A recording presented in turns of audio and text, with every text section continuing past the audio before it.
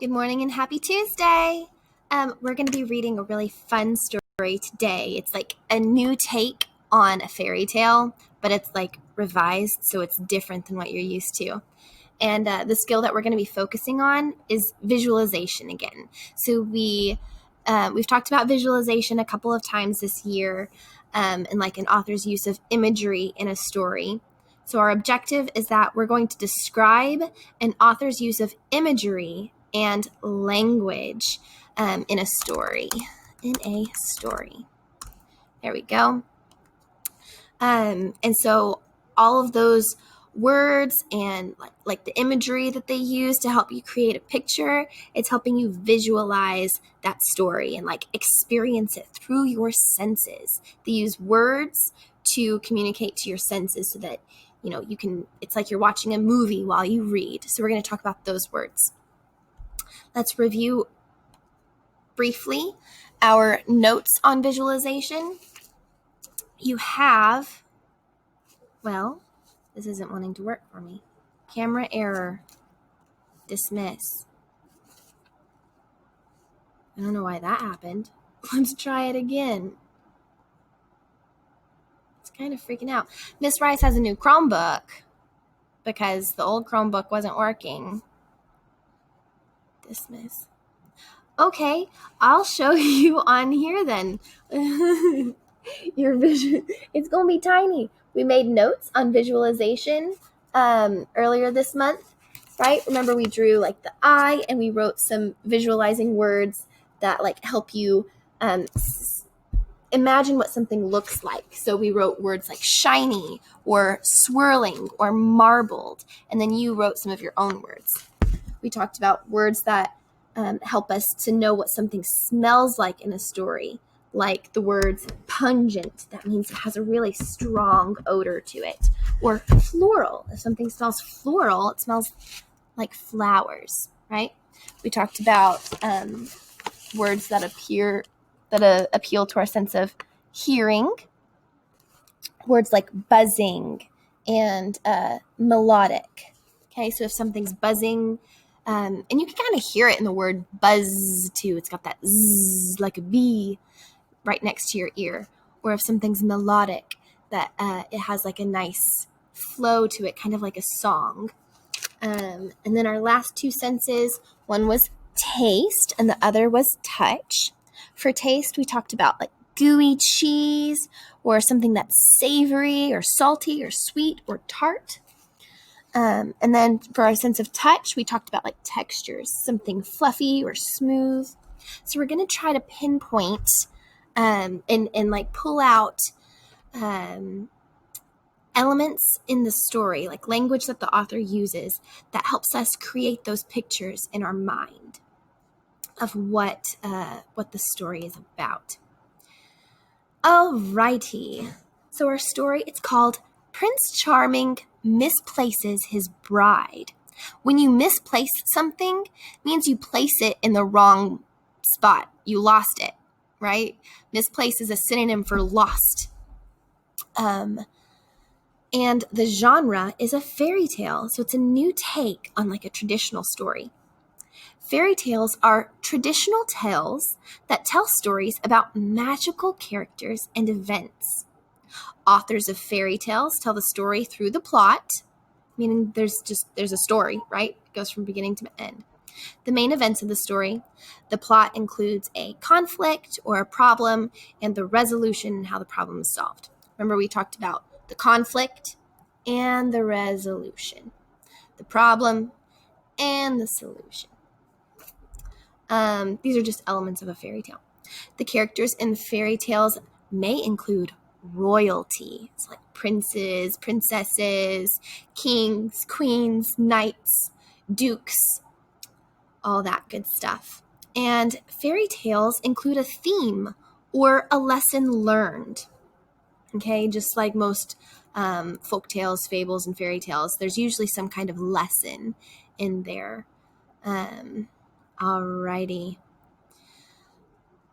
First thing we're going to do is we're going to learn a little bit about the author before we delve into the story, okay? Our author's name is Christopher Healy. Christopher Healy grew up in New York City and worked many odd jobs before he eventually started writing. After spending a few years writing books about parenting and being a dad, he finally decided to write fantasy stories. So fairy tales are kind of like in that genre of fantasy, right? Because there's magical characters and such. Mr. Healy has said that he always wanted to write a book about Prince Charming, but didn't know at first how he was going to do it. His idea stemmed from asking questions about conventional fairy tales. Conventional means like the regular ones, right? Conventional fairy tales, regular fairy tale characters, and putting a different spin on the fairy tale world. Soon, a humorous and unconventional series about heroes, The Hero's Guide to Saving Your Kingdom, was born. So this must be another story that this author wrote. Because authors, they usually don't just write one story, the one that you're reading. They usually write many, many stories. And so we're going to read one of Christopher Healy's stories called Prince Charming Misplaces His Bride. All right, and when we look at the front cover, we can see a couple of the characters. We have Prince Fred, and it ends in a C, so I'm going to assume that his name is Frederick. We have King Wilberforce, and we have Ella. I wonder who Ella is. Ella kind of sounds like Cinderella, doesn't it? And then I also wonder who this guy is, too. Let's make a prediction real fast. Tell me, who you think these characters are, what you think might happen. You know that this story is about Prince Charming, and he's misplacing his bride. Okay, so I want you to predict for me what you think is going to happen in this story.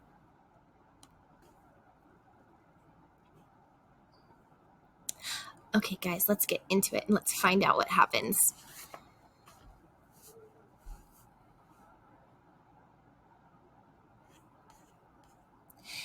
All right. Let me make it just slightly smaller so we can see the entire page.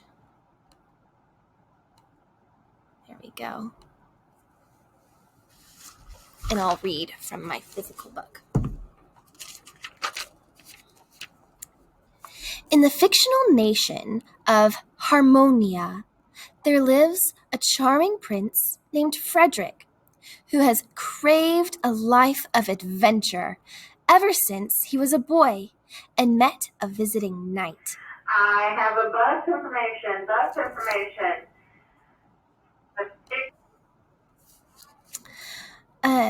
He's craved a life of adventure ever since he was a boy and met a visiting knight. Frederick's father, King Wilberforce, shields his son from any activity that might cause his son harm. Prince Frederick is not allowed to wrestle, to do martial arts, or explore caves.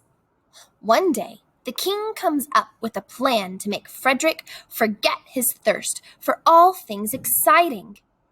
He arranges for Frederick to train a tiger. That tiger is toothless and already trained, but Frederick doesn't know that. Nevertheless, the prince's attempt at taming the wild beast goes very, very wrong.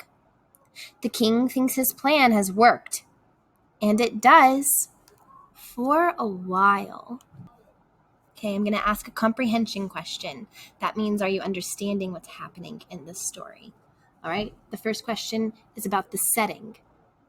Where does this story take place? What is the setting?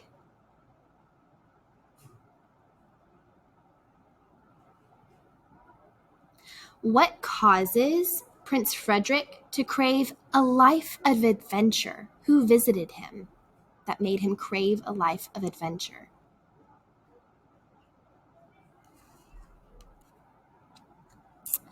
Why is Frederick not allowed to do martial arts, wrestle, or explore caves. What does the king do to help make Frederick forget about his thirst for all things exciting?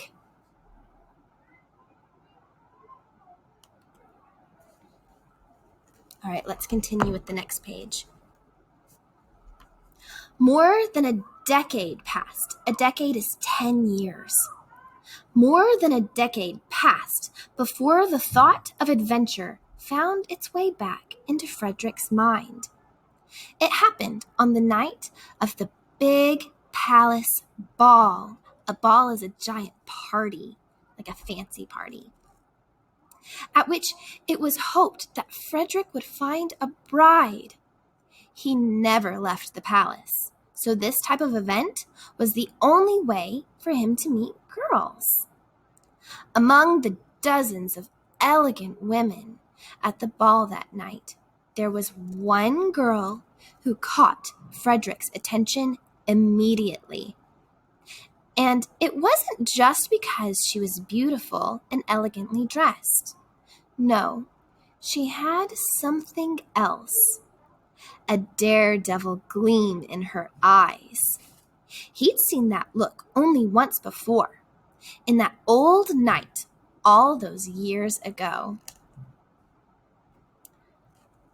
Frederick and the mystery girl had the time of their lives dancing together. But at midnight, she ran off without a word. "Father, I have to find that girl," insisted Frederick, newly inspired and feeling a bit more like his 7-year-old self again. "Son, you've never been outside the palace gates," the king replied, in a foreboding tone. "What if there are tigers out there?" Frederick shrank away. That tiger episode had really done a number on him. Question: what do you think the author means when he says that that girl has a daredevil gleam in her eyes? What kind of picture in your brain does that give you when you hear that she has a daredevil gleam in her eyes? What do you think of? What kind of mental picture do you imagine?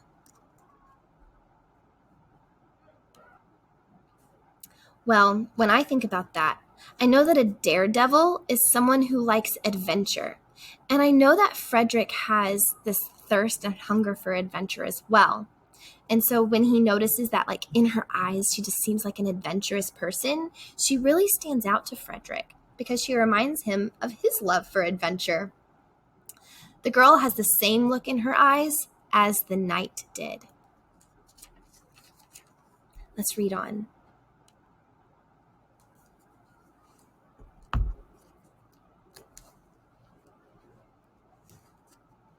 But Frederick didn't give up entirely. He instructed his trusted valet, Reginald, to find the mystery woman for him. It turned out that Ella, that was her name, wasn't a noblewoman at all, just a sooty cleaning girl. But her story, the way she mixed it up with fairy and used magical means to escape her wicked stepfamily, intrigued Frederick, even if he hoped he'd never have to meet any of her relatives. When he told his father he wanted to marry Ella, the king sputtered in surprise. Think about that word sputtered. When you say sputtered, you kind of spit a little bit, right? What do you think the word sputtered means? And then in your visualization, if you're imagining someone sputtering, let's read what the king sputtered first. He said, "I thought I'd fix you, or I'd fixed you, but apparently I didn't." So he's like, ugh. He's like kind of shocked, right? So it helps me create a mental picture in my mind of him being like shocked and like, "Pah!" you know? All right. Starting at paragraph 8.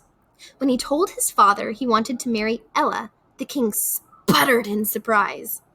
I thought I'd fixed you, but apparently I didn't. The king scowled. You don't get it at all, do you? An ill-bred wife would destroy your image more than any scar or broken limb ever would. What he means by an ill-bred wife is he means that she's a commoner. She's not royalty at all. And so the king is being kind of a little classist here. But that's common for royalty to not marry commoners. Starting at chapter 9, up to that point, Frederick had always believed that the king enforced strict rules because he feared for his son's safety. But now he saw that wasn't necessarily the case. So, for the first time, Frederick stood up to his father. You do not rule me, he stated firmly. Well, technically you do, being as you are the king. But you do not rule my heart. My heart wants Ella. And if you don't bring her here to be with me, I will go to her. I don't care how dangerous it is out there. I would ride a tiger to get to her if I had to. So here, the author's creating you a mental picture for you of Prince Frederick riding a tiger. Why do you think he does that? What character trait does that show you about Frederick?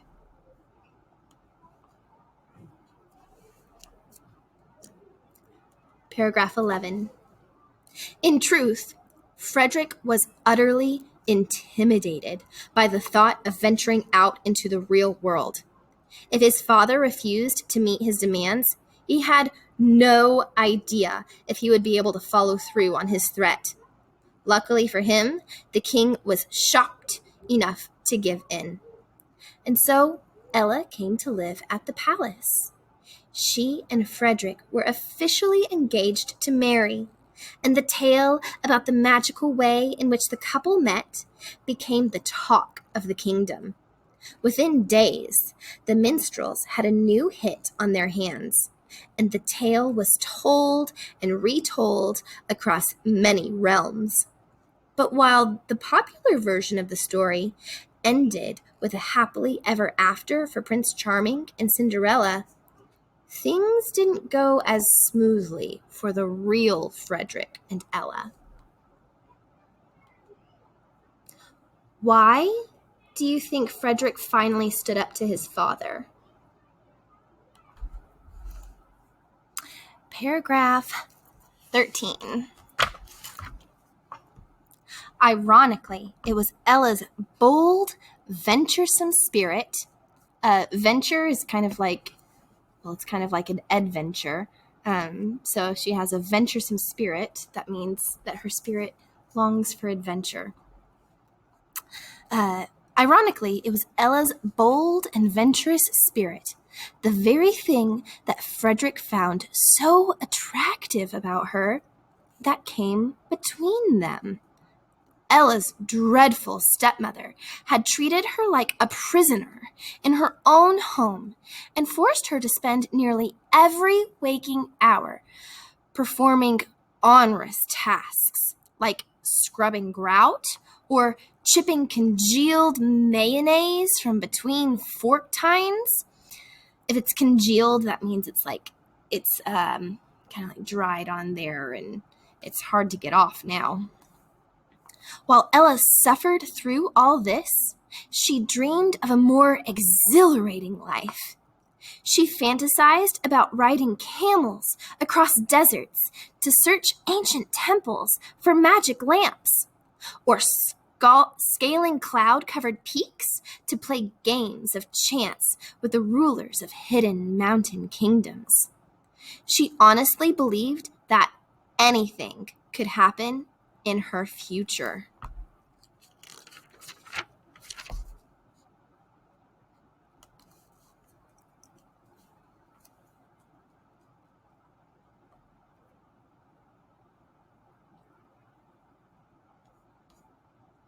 When Ella met Frederick at the ball, it was the climax of a day filled with magic and intrigue.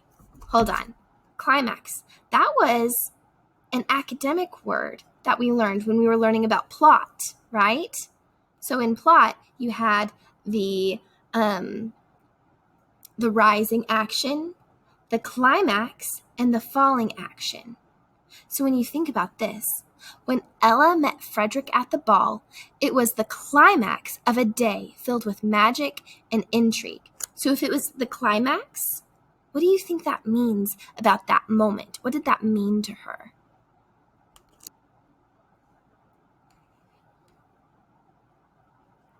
And she assumed it was the beginning of a non-stop, thrill-a-minute existence for her. But life with Frederick was not quite what she'd expected. Frederick tended to sleep in, sometimes until lunch, and he'd often spend over an hour grooming himself to his father's specifications. By the time Ella finally saw him each day, she would be more than ready for some sort of excitement, but Frederick usually suggested a more subdued activity, like picnicking, listening to music, or quietly admiring some art. Don't get me wrong, Ella enjoyed all those things for the first few days, but by the 14th picnic, she began to fear that those same few activities were all she was ever going to do at the palace. Her unchanging routine made her feel uncomfortably like a prisoner again. So one morning, she decided she would speak frankly with Frederick about what she needed. If you speak frankly, that means you're telling them exactly what you think, straight to the point. No, hopping around trying to be sensitive to their feelings. You're just telling them exactly how you feel. To speak frankly. Paragraph 17. That morning, as usual, Frederick slept late. When he eventually got up, he spent 15 minutes, pretty quick for him, browsing a closet filled with ultra fancy suits, before finally deciding on a crisp white outfit trimmed with gold braiding and tasseled shoulder pads. The 5 minutes after that were dedicated to straightening his short, light brown hair. Let's think about the imagery right here. Okay, what are some of the words in in the sentence here, or in this paragraph so far? Oops. I want you to reread this paragraph and tell me some words that help you picture in your mind what Frederick looks like right now. Unfortunately, a few stubborn strands refused to stay in place, and so the prince did what he did whenever he got frustrated. Reginald! Within seconds, a tall, slender man with a thin, pointy mustache popped into the prince's bedroom. "Yes, my lord?" he asked in a voice stiff enough to match his rigid posture. Okay, so in paragraph 19, what are some imagery words that help you know what Reginald is like? Okay, what words in paragraph 17 help you picture Reginald?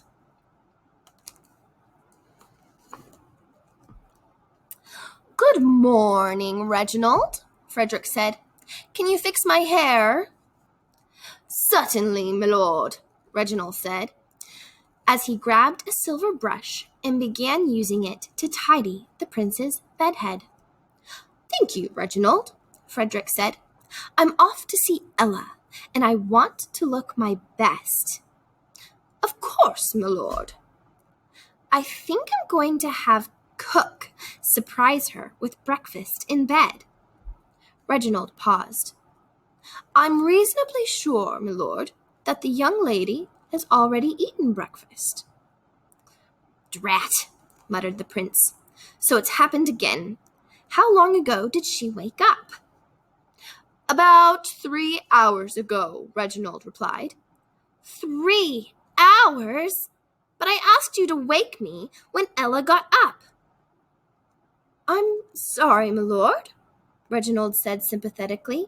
You know I'd love to help you, but we're under strict orders from the king. Your beauty sleep is not to be disturbed.